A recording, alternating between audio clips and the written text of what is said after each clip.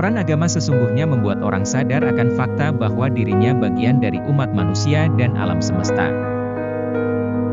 Memuliakan manusia berarti memuliakan penciptanya. Merendahkan manusia berarti merendahkan dan menistakan penciptanya.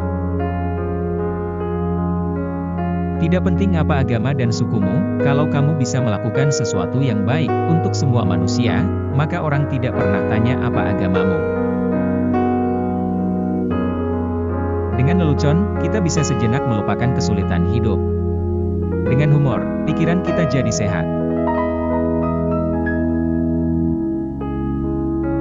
Kemajemukan harus bisa diterima, tanpa ada perbedaan.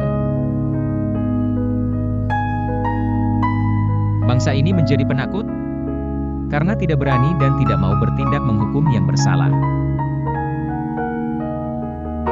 Orang yang masih terganggu dengan hinaan dan pujian manusia, dia masih hamba yang amatiran. Semakin tinggi ilmu seseorang, maka semakin tinggi toleransinya.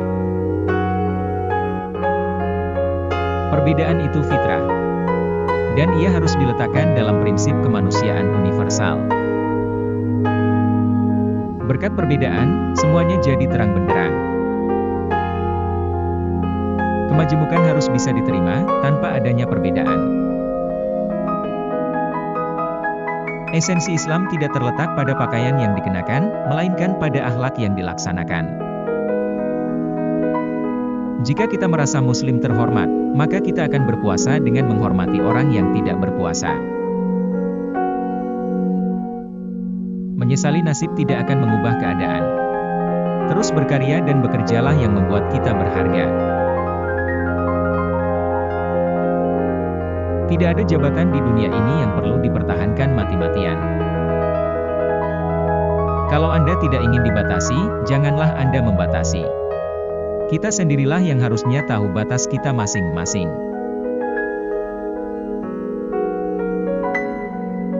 Sebenar apapun tingkahmu, sebaik apapun perilaku hidupmu, kebencian dari manusia itu pasti ada. Jadi jangan terlalu diambil pusing. Terus saja jalan. Saya sudah pernah bilang, mereka itu masih seperti anak TK. Buktinya girang banget ketemu sama si Daniel. Negeri ini paling kaya di dunia tapi sekarang negeri ini menjadi melarat karena para koruptor tidak ditindak dengan tegas. Saya tidak peduli, mau popularitas saya hancur, difitnah, dicaci maki, atau dituduh apapun. Tapi bangsa dan negara ini harus diselamatkan dari perpecahan. Kepemimpinan yang baik dapat membawa hasil yang baik tanpa banyak menumpahkan darah.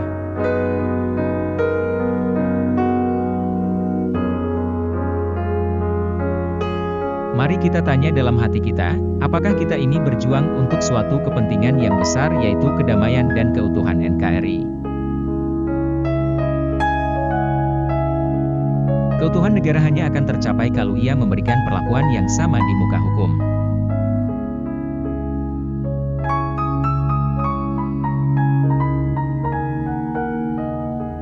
Meskipun takut, kita jalan terus, berani melompati pagar batas ketakutan tadi, mungkin di situ harga kita ditetapkan.